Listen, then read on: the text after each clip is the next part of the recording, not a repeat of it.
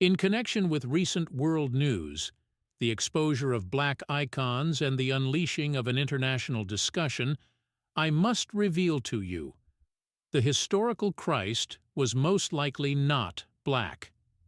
The information is fake news, which I will prove later. This is contradicted by Pilate's letter to Emperor Tiberius, in which he describes the figure of the Savior at the first sight of him. As a feature of his appearance, he mentions the golden hair which distinguished him from the crowd in which dark-haired and olive-skinned people predominated. We can already see from this short fragment that his physicality was in stark contrast to the general appearance. It was almost heavenly, and did not have the characteristics typical of the inhabitants of that region of the world at that time. At this point I will quote you an excerpt from this letter. One day I observed in the midst of a group of people a young man who was leaning against a tree, calmly addressing the multitude. I was told it was Jesus. This I could easily have suspected, so great was the difference between him and those who were listening to him. His golden-colored hair and beard gave to his appearance a celestial aspect. He appeared to be around 30 years of age. Never have I seen a sweeter or more serene countenance. What a contrast between him and his bearers, with their black beards and tawny complexions. Acta Pilate, also known as the Acts of Pilate, are apocryphal texts. Although the document is not included in the biblical canon, it has undoubted historical value. A frequently raised argument in the polemic about Jesus' appearance is that in order for him to be captured by Roman officials, he had to be pointed out by Judas with the famous Judas kiss in order to be recognized among the crowd. However, argument seems to have its flaws. Taking such a sign did not necessarily mean that he did not stand out physically. It's worth pausing for a moment now to consider where the theories about a black Jesus came from. A video purportedly showing Russian President Vladimir Putin revealing that Jesus was in fact black is a hoax. This is confirmed by Reuters magazine and Yahoo. In fact, on the recording he talks about the icon, the fact that copies of it exist, as well as the donation of replicas to Russian soldiers. In addition, the recording is not even from 2024, but from the previous year. If one disregards and does not give credence to the words of Pilate in his letter to Emperor Tiberius, describing the appearance of Jesus as unusual, probably the closest to the actual historical appearance of Jesus would be the image made by the Dutchman Bas Uterwijk. Instead of blonde hair, blue eyes, and a fair complexion, the features of a man from the Middle East are clearly visible. The Jesus of the portrait was the kind of Jesus we can all identify with. He was not exalted by his spectacular appearance, more relatable. If you're interested in similar content, I encourage you to subscribe to the channel. If you learned something interesting from this episode, please don't forget to give it a thumbs up. Similarly, in 2001, scientists reconstructed his face on the basis of the skull of a first-century Israeli and computer modeling, although they themselves admit that the simulation is a probable rather than a faithful image of Jesus. Being even more accurate, it is rather a picture of a random inhabitant of Israel of that period.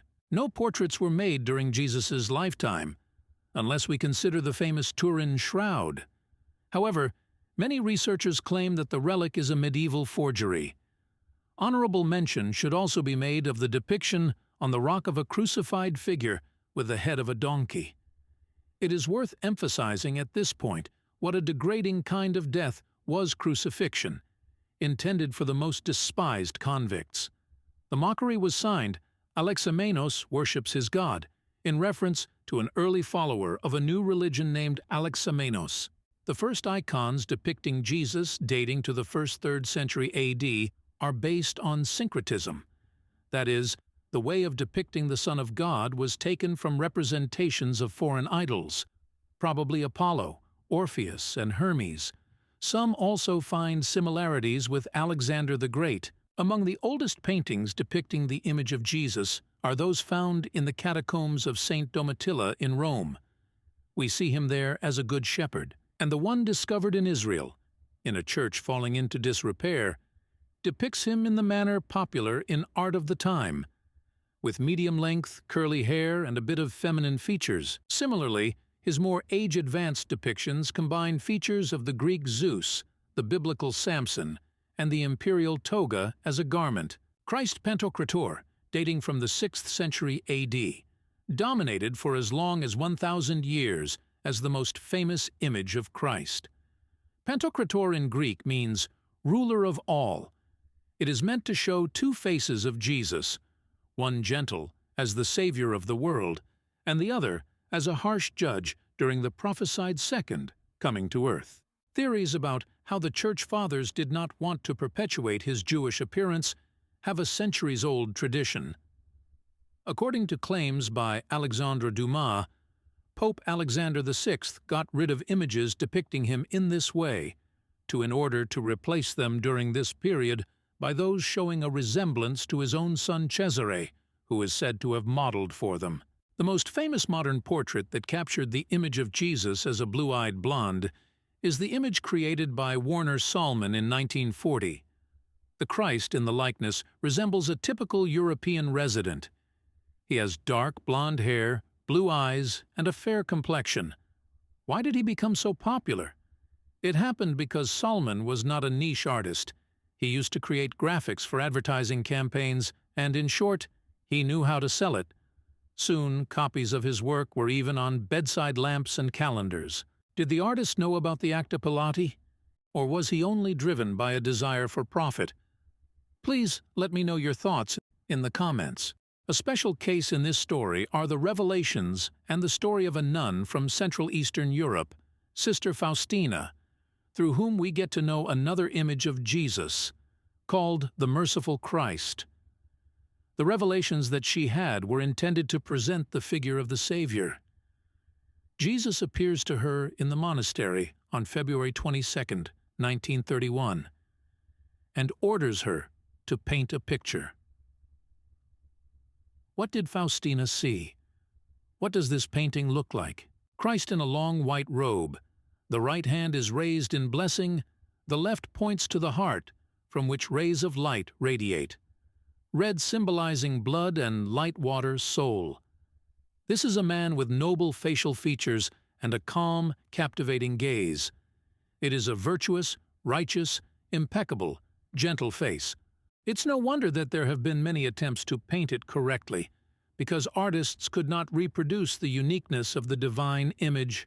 Interestingly, the cult of merciful Jesus grew stronger over the years to be recognized by the Church, and Sister Faustina was canonized, so her words were given credence. Distinct images of such an important historical figure as Jesus arouses considerable emotion. The same happened to the painting from the Coptic Museum in Cairo, Jesus and the Apostles, and similarly to the Russian icons. The one from the museum in Cairo dates to the 18th century, and the Russian ones are no older than those of the discovered earlier. After all, the painter's vision is not drawn about some secret knowledge of Jesus' appearance. In the Philippines, there is a supposedly wonderful statue of the Black Nazarene kept in the Quiapo Church in Manila. The dark-skinned figure, according to tradition, is associated with a fire on a ship, from which only the aforementioned sculpted Jesus survived. The statue is worshipped by Catholic followers mainly living in Africa and South America. Accordingly, although this is not the case with Russian icons, researcher Cargill said, cultures tend to depict prominent religious figures to look like the dominant racial identity. If you are curious about the biblical perspective, it seems to be answered by the Isaiah passage. He had no beauty or majesty to attract us to him, nothing in his appearance that we should desire him. This was probably to make people not lust after Jesus because of his appearance. And you may have wondered, what does God say about this? What is the truth revealed by the Creator? God the Father himself reluctantly referred to attempts to capture his image. He was a firm opponent of the worship of figurines, statues. The view that the image of God should not be perpetuated was also prevalent among early Christians, and may have been correct given the current emotions that the appearance and color of Jesus' skin evokes. For this reason, the images of Jesus at that time, the most faithful ones, were not created. Finally, I leave you still with this quote from the Bible. I am the Lord your God, who brought you out of Egypt, out of the land of slavery. You shall not make for yourself an image in the form of anything in heaven above or on the earth beneath or in the waters below.